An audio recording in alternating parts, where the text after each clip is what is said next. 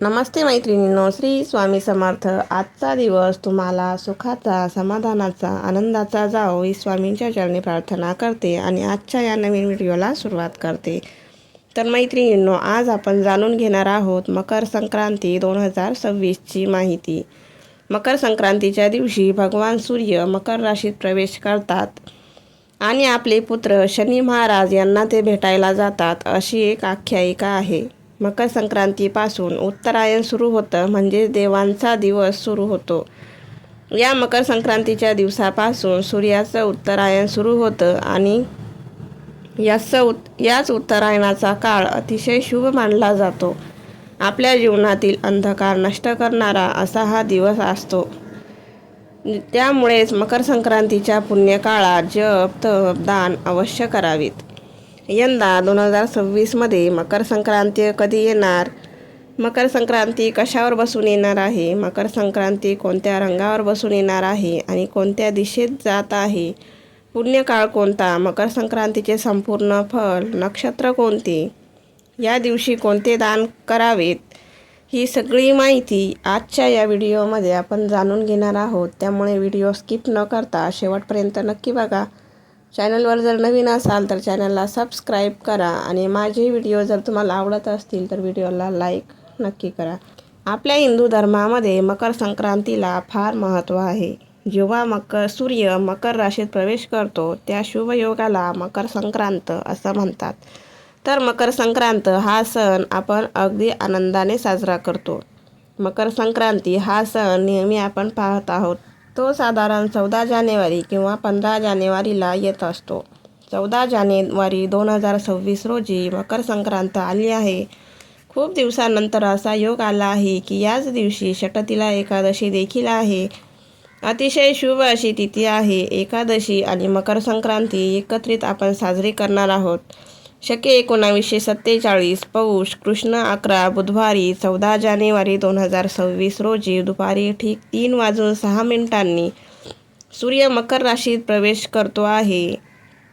संक्रांतीचा पुण्यकाळ कधी आहे तर 14 जानेवारीला रोजी दुपारी 3:06 पासून सूर्यास्तापर्यंत, म्हणजे 6:20 हा पुण्यकाळ.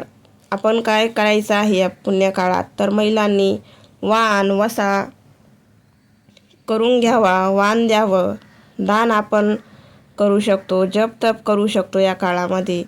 अशा पद्धतीचं आपल्याला सेवा करायची आहे. आता यावर्षी मकर संक्रांत कशावर बसून आली आहे, वस्तू कोणत्या परिधान केल्या आहेत आणि संक्रांतीने कोणत्या वस्तू आपल्याला वर्ज्य करायच्या आहेत? तर यावर्षी सूर्याचे मकर संक्रमण बालवकारणावर होत असल्याने वाहन वाघ असून उपवाहन घोडा आहे. तिने पिवळे वस्त्र परिधान केले असून हातामध्ये गदा घेतलेली आहे. केशराचा टिळा लावलेला आहे. वयाने कुमारी असून बसलेली आहे. वासाकरता हातामध्ये जाईचे फूल घेतलेले आहे. पायस भक्षण करत आहे. बघा, पायस म्हणजे खीर. म्हणजेच या दिवशी दूध किंवा दुधाचे पदार्थ आपल्याला खाणं टाळायचं आहे. सर्प जातीची आहे. भूषणार्थ मोती धारण केले आहे. वार व नक्षत्र अनुराधा आहे. वार व नाव मंदाकिनी आहे. ती पूर्वेकडून पश्चिमेस जात आहे व वायव्य दिशेस पाहत आहे. संक्रांतीचे फळ. संक्रांतीने ज्या वस्तू परिधान केलेल्या आहेत त्या वस्तू महाग होतील. संक्रांती जिथून आली आहे तेथील जनतेला सुख प्राप्त होईल. पर्व काळामध्ये द्यावयाचे दान म्हणजेच नवे भांडे देऊ शकतो आपण, किंवा गाईला घास देऊ शकतो, अन्नदान करू शकतो, तिळपात्र देऊ शकतो, तिळगुळ देऊ शकतो, किंवा वस्त्रदान करू शकतो. इत्यादी यथाशक्ती दानं आपल्याला आपल्या पद्धतीने आपण दान करू शकतो. मकर संक्रांतीचा सण 3 दिवस चालत असतो. संक्रांतीच्या आदल्या दिवशी भोगी हा सण साजरा केला जातो. तर यंदा भोगी हा सण मंगळवार 13 जानेवारीला भोगी असणार आहे. 14 जानेवारीला मकर संक्रांत आणि 15 जानेवारीला किंक्रांत हा सण साजरा केला जाणार आहे. किंक्रांत म्हणजेच करी दिन गुरुवार दिनांक 15 जानेवारी 2026ला असणार आहे. अशा प्रकारे तिन्ही दिवसाचं वेगवेगळं असं महत्त्व आहे. आपल्याकडे 3 दिवस अगदी छान आणि उत्साहामध्ये मकर संक्रांतीचा सण हा साजरा केला जातो. त्याचबरोबर महिलांचा हळदी कुंकवाचा कार्यक्रम आणि तिळगुळ वाटपाचा कार्यक्रम रथसप्तमीपर्यंत चालत असतो.